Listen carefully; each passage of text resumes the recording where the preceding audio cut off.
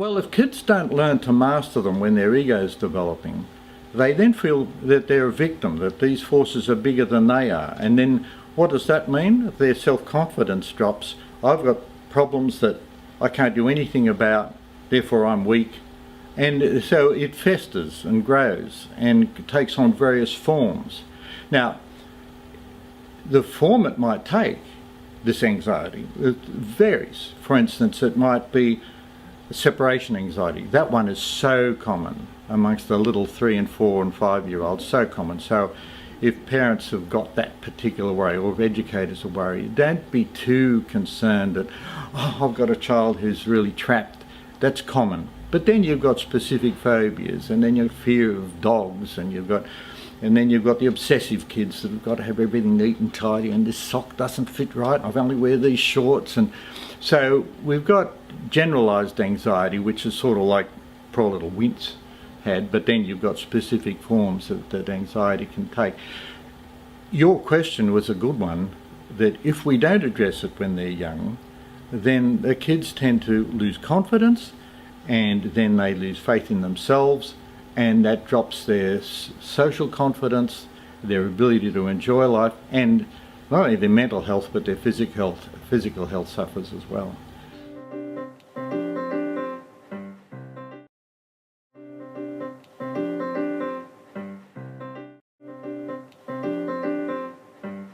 Very important one to actually focus on worry and anxiety generally.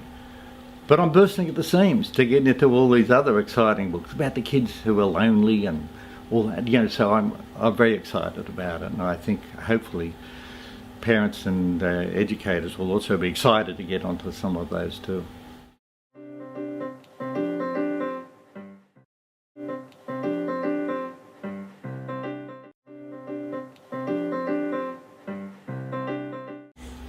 Well, that was love at first sight.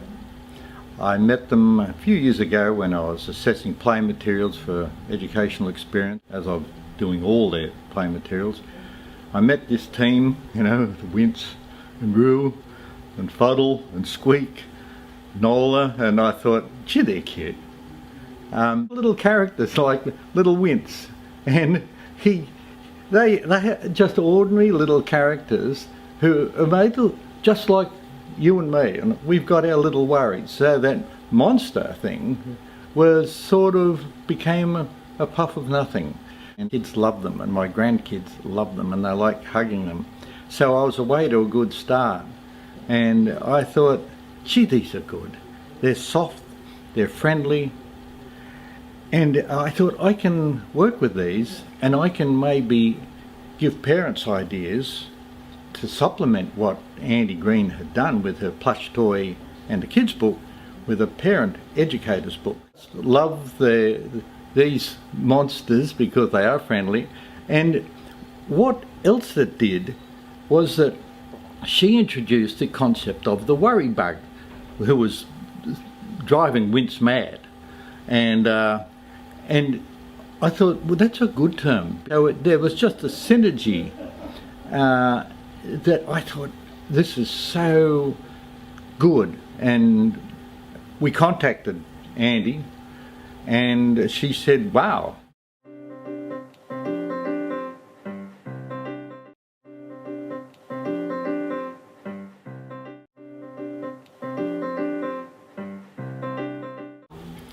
Well, the increase in worry, worry itself comes from the fact that we're mortal creatures. We have fears. That's healthy. It's when those fears become dysfunctional or overwhelming that we've got a problem. So we do need to have fear, otherwise we get eaten by the saber-toothed tiger. But why the increase? And that's interesting because I think the whole world is more anxious because of social media and the speed of communication. Bang, any problem with it's in Syria or Afghanistan or wherever, Ebola, it's all whack right into our living room. So we've got the whole world is more anxious and living with more anxiety. But then I think there are other things too. For instance, we know genes play a part. If you've got anxious parents, you're more likely to have an anxious child. But there's also things that, sometimes it's because of the pace of life. Parents are just up in the morning, right? Wake up, get up, eat up, shut up, buckle up. Time they get to daycare, they're fed up. It's just gone too fast for them.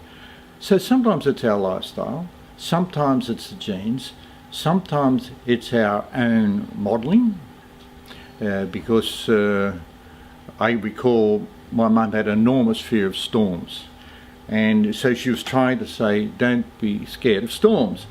Now, parents think it's what we say that affects kids, but 90% of what we communicate to kids is in body language.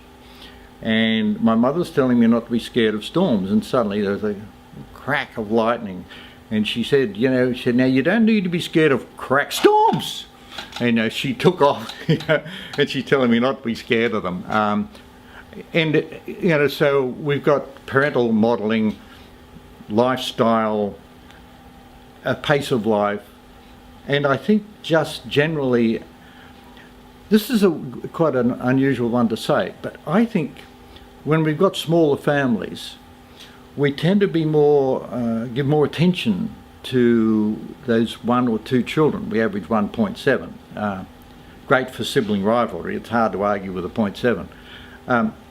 But because of that, we tend to give them a lot more attention, and a lot of adult issues are sort of transposed down to children. In other words, they pick up a lot of our adult worries, whereas in bigger families, not only would they just be messing about with other kids, but if we had a problem, the kids would say, well, get over it.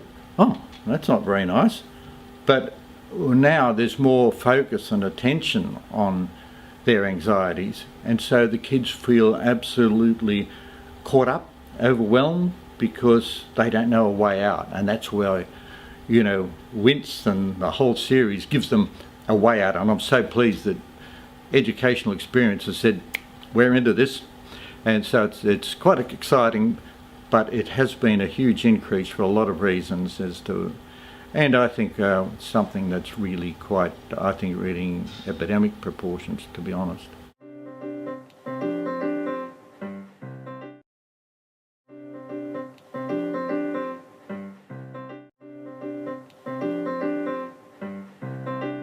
We really wanted the trilogy. We had the plush toy, the kids' book. Well, what do parents do if they've got a worrier? And I felt there was a big gap. So I sent her a little concept, thinking she'd say, well, we're awfully busy, we're a worldwide company, And she said, wow. Suddenly this opened up a whole new avenue where she felt we could help educators and kids in centres and kids in family daycare, and we could help lots of kids with this, by having Wince and his little mates around in the centre. So that's how it evolved. And from then on, it's just grown, and they're thrilled with the little booklet, it's going to go well. And when you think it's just a foundation booklet, we've got lots more to come, and I think it's very exciting. I'm bursting at the seams.